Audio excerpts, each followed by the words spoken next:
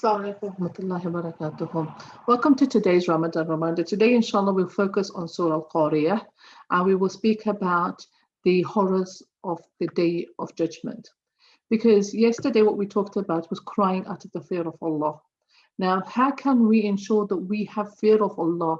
Well, one of the ways is to understand what will happen to us, whether that's in the grave, in the barzakh, whether that's in the Yawm al-Qiyamah. What is going to be our fate like? What are some of the horrors that we will have to face? Until we don't read upon these or we don't reflect upon these, we will not be able to create that fear in ourselves. We need to gain that fear. We ask first and foremost to Allah subhanahu wa ta'ala to help us fear Him, to gain the taqwa and the fear of Allah subhanahu wa ta'ala, so that we can cry and ask for protection against those things that we want to seek protection against. And we will see through the course of the last few Ramadans what are those events that will take place that we really want to seek protection against. And inshallah, we will try and spend those remaining days of the Ramadan talking about those things that will help us, inshallah, create fear. So we talked about crying out to the fear of Allah subhanahu wa ta'ala. Now let's go and explore what we can do or what should be the events that would create that fear in us. So we start off with Al-Qariah. Okay, so Bismillahir Rahmanir Rahim. Al-Qariah. So Al-Qariah, it basically means knocking. That's the literal meaning, striking or knocking. These are the two meanings of this word. Allah subhanahu wa ta'ala in the second ayah says, Mal Qariah.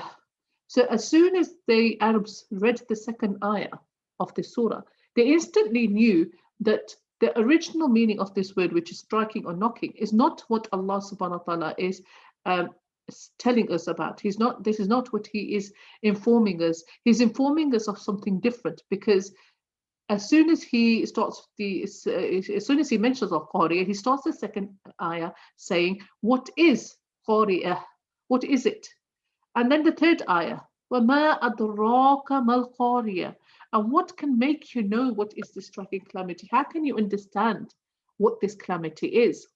So here Allah subhanahu wa ta'ala has opened up the surah with a suspense and amazement.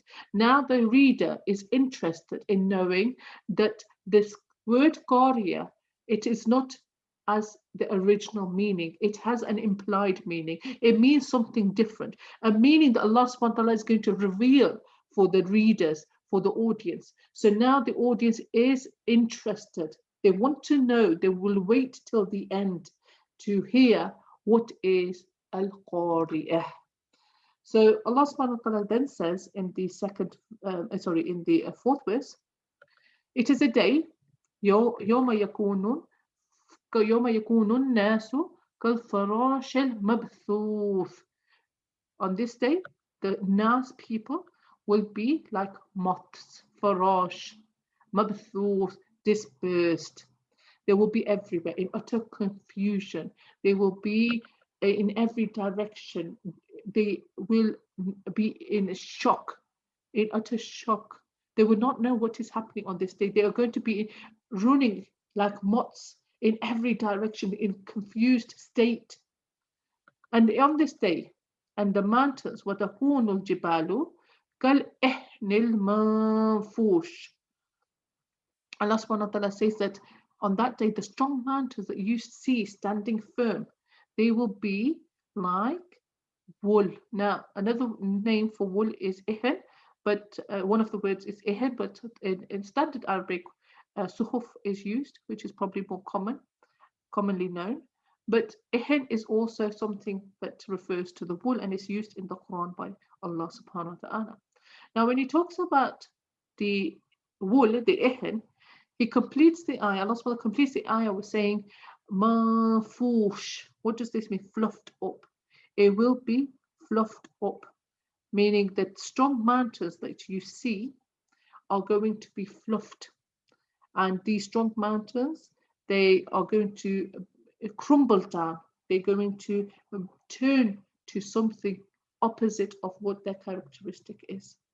because of what? Of this fear of this striking calamity. What is the, Allah subhanahu wa ta'ala hasn't yet enclosed what is the striking calamity. Because of this striking calamity, the knocking calamity, the calamity that's going to come, is going to turn the mountains into wool. Okay. We carry on, and in the next ayah it says, فَأَمَّا مَنْ ثَقُلَتْ مَوَازِينُهُ.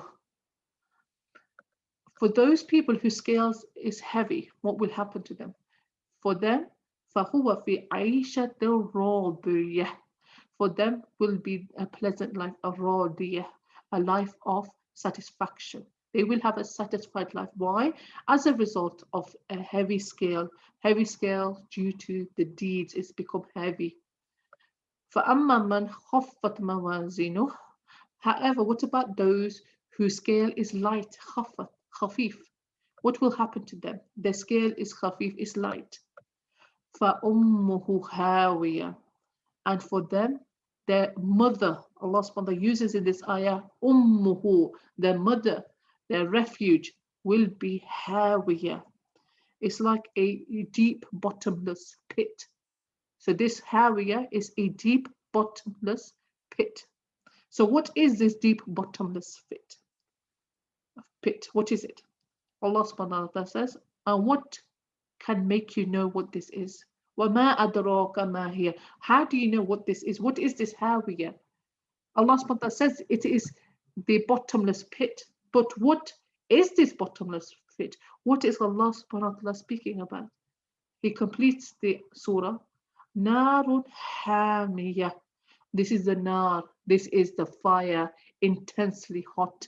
Allah subhanahu wa ta'ala right at the end of this surah explains what is hawiyah. Where will you be? What will be your refuge? This is a bottomless pit. What is that bottomless pit? It is the fire. Why did Allah subhanahu wa ta'ala use ummuhu? Because the scholars say that as the mother hugs you, embraces you, that's how the fire will embrace you. Every time you try to escape, the fire will come and embrace you and bring you back in to this bottomless pit. Why Qariah? Why the knocking calamity? Because this Yawm al-Qiyamah will not come with any warnings. Nobody knows when it will come. The time has not been disclosed to anyone. And Allah subhanahu wa ta'ala is telling us that it will come all of a sudden as a surprise upon you, like an unexpected guest. You know, sometimes when you have an unexpected guest come to your door, you're not ready for this person. You're not ready to welcome this person. You may not have anything to give them. You haven't prepared anything. You may be not dressed appropriately. You're in utter panic, running around. And this is what will be the display of the day. This will be the state of people on that day. They will be running around like the farash. There will be an utter confusion. There will be this knocking, this calamity that's knocking all of a sudden, and that will be Yawm al-Qiyamah, the day of reckoning that will come upon you all of a sudden. And then on that day, when your scales are weighed, the person who has a full scale will have a satisfied life. But for the other who does not have a heavy scale, for him or her, for ummuhu hawiyah, for you will be your refuge. The mother will be the hawiyah, which is the fire. As we said, just to recap or conclude, Qariah literally means a thing that knocks or strike. Okay, so Allah subhanahu wa ta'ala is creating amazement, Qariah, a knocking, a striking. But what is this knocking? Because as we said, literally they understood this Qariah to be knocking. You go and knock. But here Allah subhanahu wa ta'ala is talking about Yawm al-Qiyamah that will come knocking, striking. It's a Makkan surah. It describes some of the scenes of the day of resurrection and explains its horrors. This is a final day when there will be a knocking. If the final day will come knocking at one's door, as I said, as an unexpected guest. So you are encouraged to prepare for it. How do you prepare for it? How do you prepare for this day? You prepare by doing good deeds, making sure the scales are heavy, and asking Allah subhanahu wa ta'ala through His mercy accept our deeds, because we can have a number of deeds, but as we said in the earlier reminders, what about if we take those deeds to Allah subhanahu wa ta'ala and in the end we become bankrupt? We're the most bankrupt person because we were backbiting. We maybe had a riyah. We had showing off in our deeds. So in that aspect, our deeds will not be accepted. So we can have tons and tons of deeds, but what if they didn't, but they're not accompanied with the right intention, or we had aspects of ariya showing off in them? What if we were backbiting all these people, slandering them, and doing nima and ghaiba and buhtan? What will happen? Well, our deeds will be taken and given to these people who we, disadvantaged on earth, or we insulted, or we did something to harm them and harm their reputation. So here we can lose our good deeds, and even when we do good deeds, we shouldn't trust that our good deeds, that we will go to Jannah on our own merit. And this is something we will talk about in one of the other reminders. So al-Qariah is the knocker, is used as an idiom. It's used to create amazement, worry, and fear. Allah subhanahu wa ta'ala asks, what is Qariah? What is it really? It is calling for reflection and contemplation. When Allah subhanahu wa ta'ala asks, Mal Qariah, He's asking you to reflect, to contemplate, asking them to reflect, indicating it's not what they think, it's not what they understand. It means there's something serious about this. Now listen with an attentive ear. Allah subhanahu wa ta'ala asks this as a rhetorical question to increase curiosity in the listener's mind. A beautiful way of representing anything. Whenever you represent a story, those people who read books, or even if you want to, some of you who watch any movies, you don't want the suspense to be revealed at the beginning. So this is the same way in which Allah subhanahu wa ta'ala has tried to maintain our interest in this ayah. So Allah subhanahu wa ta'ala indicates that Qariah is beyond our capacity, and He tries to explain to us simply what does it mean. It's a day when we will be as scattered moths, as we said, and we will all be collected together. And of course, there's a hadith in which the Prophet ﷺ said they will be collected together in naked state. And Aisha radiallahu anha was amazed that we will be naked and we will not look at each other. And the Prophet said the matter will be too serious for us to even worry about this point. Of course, we talked about the mountains being unrecognized, and we talked about the scales, heavy scales, being a reward of anybody with a pleasing, satisfied life. But those scales that are light will have their mother as Hawiyah, which is a fire.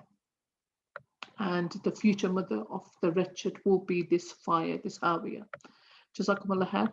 Inshallah, I'll hopefully bring you, inshallah, another reminder tomorrow to help us increase in our fear in Allah subhanahu wa ta'ala and our level of taqwa. May Allah subhanahu wa ta'ala help us in this and grant us the fear so we can cry and shed tears out of the fear of Allah subhanahu wa ta'ala, so that He will keep us protected from the fire, from the hellfire. Remember in the yesterday's reminder, any person who drops 2 tears or weeps out of the fear of Allah, the fire will not touch you. The fire, inshallah, will not touch you. And let's not forget, fasting in one day in Ramadan, the fire will be removed, if I'm not mistaken, 73 years, inshallah, away from your face. Jazakumullah khair. Inshallah, see you tomorrow with another reminder. Assalamu alaikum wa rahmatullahi wa barakatuh.